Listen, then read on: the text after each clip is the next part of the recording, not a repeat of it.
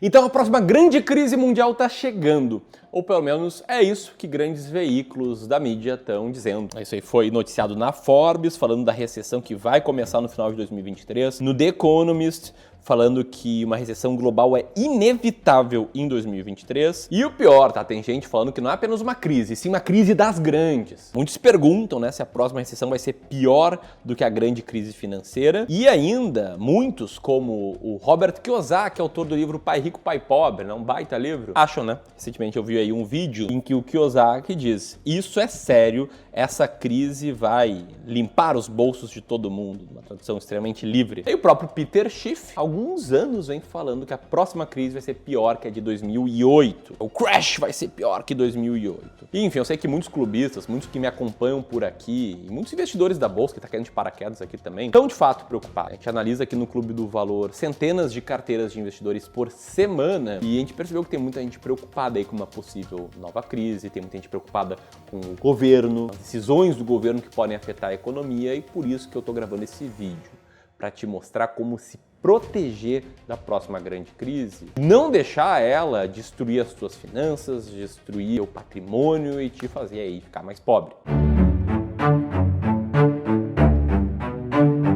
Então, antes de entrar aqui nas 5 etapas, é muito importante a gente falar sobre o tema. A gente está realmente diante de uma crise? Será que é verdade isso daí? E se for, né, o que fazer? Existe uma série de argumentos pró-crise, como, por exemplo, a recessão nos Estados Unidos. Temores de uma recessão global estão aí no ar e estão pressionando alguns ativos de risco. Está sendo muito noticiado também os sucessivos aumentos nas taxas de juros da economia americana e também no mundo inteiro, o que é um freio natural à economia. E o que a gente teve, né, nos últimos anos aí, desde até antes da pandemia, mas muito potencializado na pandemia, foi uma injeção de liquidez no sistema. E quem está aí no mercado financeiro sabe, crises começam com euforia e excesso de liquidez, né? Como bem disse aí o Roberto Teixeira da Costa. Pega tudo isso e soma o fato de que pessoas com um bom currículo, né, como o Kiyosaki, autor de um livro muito bom, que é o Pai Rico, Pai Pobre, estão prevendo, né, uma crise muito grande. O Kiyosaki aí falou, né, que tem muitos sinais que apontam para uma grave queda do mercado de ações. Isso faz com que muitos fiquem aí realmente com medo. Agora o ponto é, será que quem está apostando numa crise está certo? Bom, a primeira coisa que eu quero te mostrar aqui é que, por exemplo, o Robert Kiyosaki, ele já vem prevendo uma grande crise há um bom tempo. Eu peguei aqui uma compilação de tweets dele desde 2011 prevendo crise, né? Se os Estados Unidos continuar imprimindo dinheiro, o dólar vai colapsar. Isso vai gerar guerras, fomes no mundo, etc.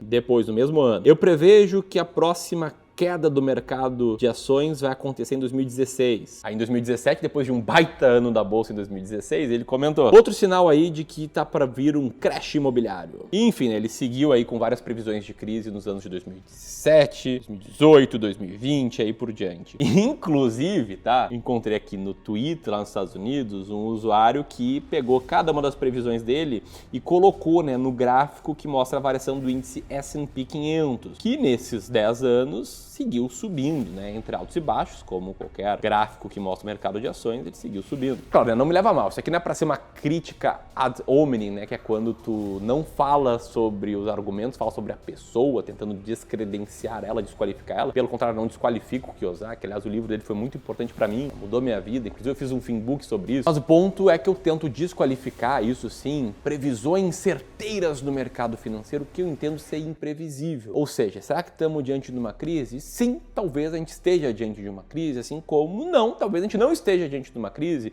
e não sou eu, não é o Robert Kiyosaki, não é você, não é seu colega de trabalho que vai conseguir prever.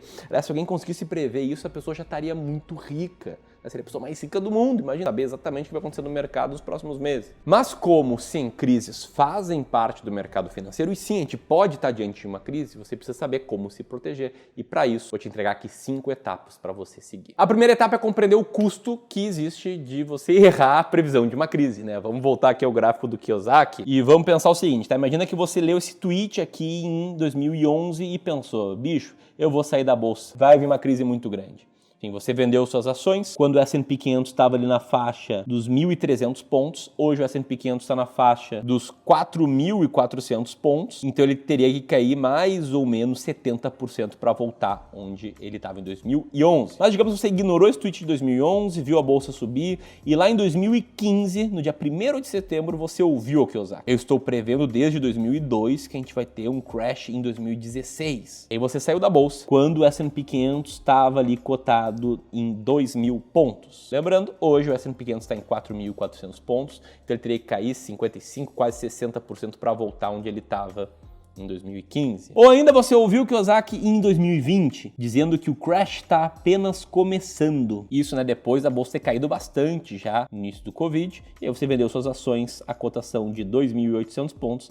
Hoje elas estão em 4.400, teria que cair 40% para voltar onde eles estavam, e talvez a bolsa nunca caia do ponto atual para baixo de 40%. Provavelmente ela não vai cair 55% e assim, quase certo que ela não vai cair 70%. Só na crise de 29 ela caiu tanto. Assim. E qual é o ponto aqui, tá? Ações e ativos de renda variável na média, eles têm boa performance no longo prazo. Né? Entre altos e baixos eles sobem. Inclusive isso foi comprovado no livro Stocks for the Long Run, que mostrou como é que se comportaram as ações dos Estados Unidos desde os anos 1800. E foi a melhor classe de ativos por lá.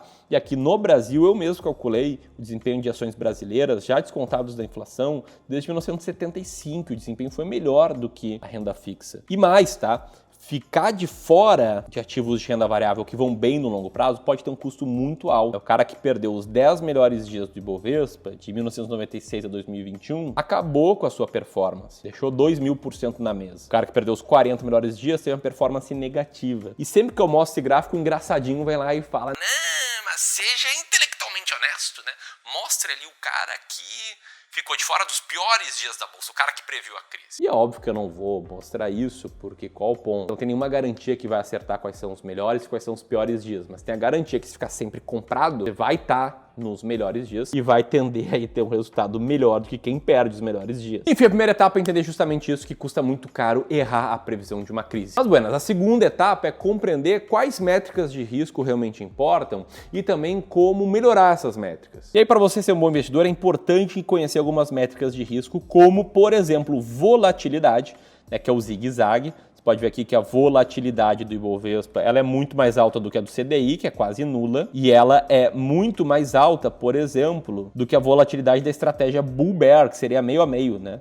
Ações brasileiras e norte-americanas. Quanto mais volátil, mais zigue-zague faz a classe de ativos e mais ela pode cair na crise. A segunda métrica a entender é o drawdown, né, que é o quanto uma determinada classe de ativos ou carteira caiu no passado em grandes crises. Então tá aqui o drawdown do Ibovespa de presente para ativos. Você pode ver que algumas vezes ele caiu mais de 60% no passado. Foram 3 ocasiões aqui em que bateu uma queda de 60%. Algumas mais vezes caiu mais de 40% ao longo do passado. Muitas vezes caiu mais de 20% no passado. E sempre que esse gráfico aqui está na estaca zero, no ponto zero, a bolsa está no máximo histórico. E por fim, vale entender o conceito de zona de desconforto, que basicamente mostra quanto por cento dos dias determinado ativo ou classe de ativos está caindo um determinado percentual. Então você pode ver aqui que o Ibovespa, na média, está 38% dos dias 20% abaixo da máxima anterior. E está na média 20% dos dias com uma queda de 30% acumulado. E mais, tá? Se a gente pensar numa queda só de 5%, que já deixaria muitos investidores desconfortáveis, isso aí a gente vê em 75% dos dias da bolsa. Entendendo essas métricas de risco, você consegue controlar melhor elas, diminuir elas com um negocinho bonito chamado diversificação. Mostrei aqui o drawdown do Ibovespa, né? De uma ação específica ele é muito maior. Uma série de ações aí que caíram mais de 99% do ponto máximo ao mínimo. Então é importante, se for investir em ações, ter aí pelo menos 20 ações. E se você for investir por longo prazo, é muito importante ter outras classes de ativos para diminuir essas métricas de risco. Vou te dar algum exemplo agora dessas métricas de risco numa carteira sofisticada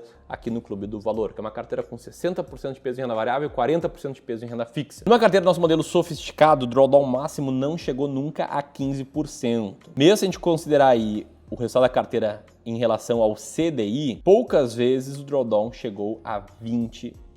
E mais, né? Nesses picos de drawdown, em grandes crises, como a crise de 2008, de 2016, de 2020 e a mais recente, ainda assim, esse desconforto aí durou, na média, um ano e pouquinho. E falando em desconforto, a carteira sofisticada, ela está em 5% dos meses apenas caindo mais do que 5%.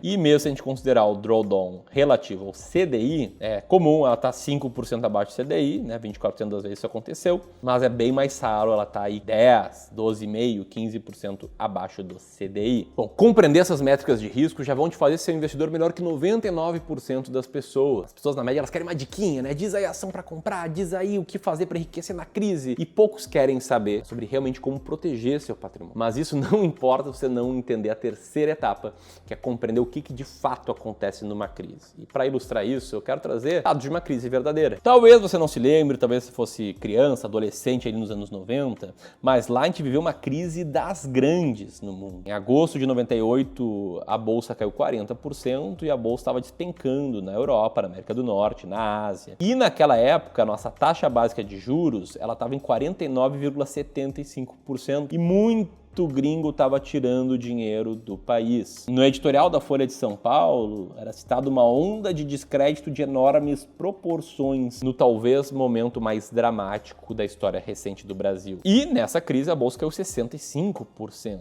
Só que menos de um ano e meio depois ela recuperou a nova máxima e toda essa grande crise foi apenas essa bolota vermelha nesse gráfico de longo prazo que acontece com a bolsa. E de lá para cá, quem investiu antes, quem investiu durante, quem investiu depois da crise ganhou dinheiro, só que não era fácil fazer isso. Inclusive, um estudo chamado Why Are Recessions So Depressive? Porque recessões nos deixam depressivos, constatou que o crescimento econômico tem impacto na felicidade das pessoas. Isso altera a forma com que elas enxergam o mercado financeiro e também a sua vida como um todo. Em outras palavras, numa grande crise, as manchetes vão ser ruins, o crescimento econômico vai ser ruim, sua carteira vai estar indo mal, e isso pode se traduzir em problemas com relacionamentos, em problemas de humor, em dificuldade para dormir, o que é uma combinação explosiva aí para você tomar más decisões financeiras, vender em meio à crise e não proteger a sua carteira. Então é importante entender isso aqui antes de ir para a quarta e para a quinta etapa, que são as mais importantes de todas. A quarta etapa é compreender como é que você está investindo hoje. Qual a moral de tudo que eu quis te mostrar até agora? A moral é que você tem que diversificar a sua carteira com vários ativos dentro de uma classe,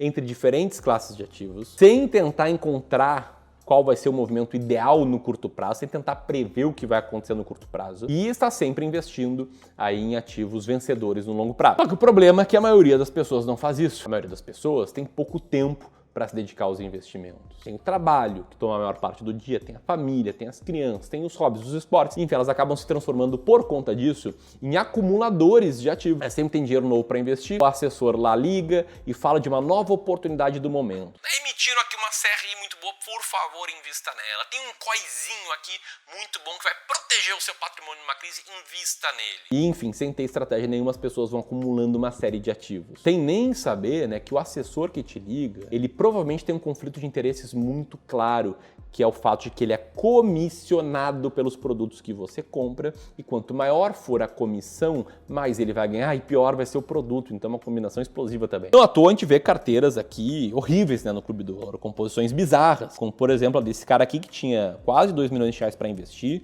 sendo 276 mil reais em COI e um monte de ativo de renda fixa sem a proteção do fundo garantidor de crédito, eventualmente com a rentabilidade muito baixa, eventualmente com um risco relativamente considerável, como essa série de debêntures que ele investiu bastante. E enfim, a gente consegue te ajudar nisso, a entender como você está investindo de duas formas. Primeiro, com uma sessão gratuita de análise de carteira. Uma sessão em que a gente vai entender como é que você está investindo, como é que está o teu portfólio atual, vai entender os pontos bons e também eventuais pontos de melhoria, vai entender o teu perfil como investidor e vamos fazer uma sugestão para que você passe a investir com base em estratégias claras. E o legal é que a gente estava sem espaço para fazer sessões de análise de carteira, mas eu consegui liberar alguns espaços para quem está assistindo esse vídeo e tem hoje mais de 500 mil reais para investir. Tem 500 mil, 1 milhão, 2, 10, 20 milhões. Enfim, se esse for o seu caso, você pode apertar aqui, preencher um rápido formulário e agendar agora mesmo uma sessão gratuita de análise de carteira. Você tem menos de 500 mil e pensa, poxa, o Clube do Valor não pensa em mim. Não é isso, tá? Pensa em todo mundo, quer ajudar todo mundo, só é inviável financeiramente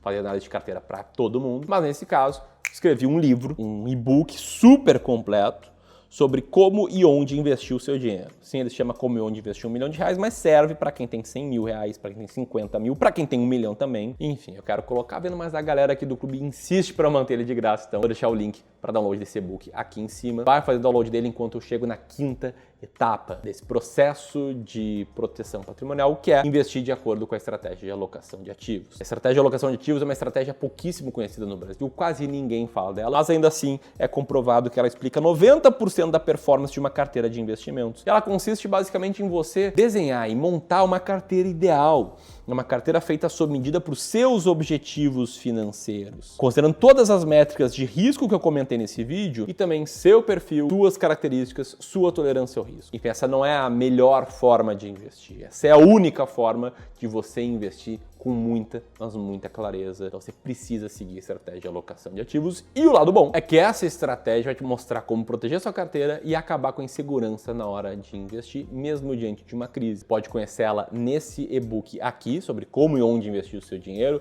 Inclusive eu mostro aí várias armadilhas que eu nem citei nesse vídeo, que muitos investidores acabam tropeçando, acabam cometendo como erros. E se você quiser seguir aqui comigo no YouTube, vou deixar aqui a sugestão de um vídeo bem complementar a esse para te ajudar a investir melhor. Grande abraço e até mais!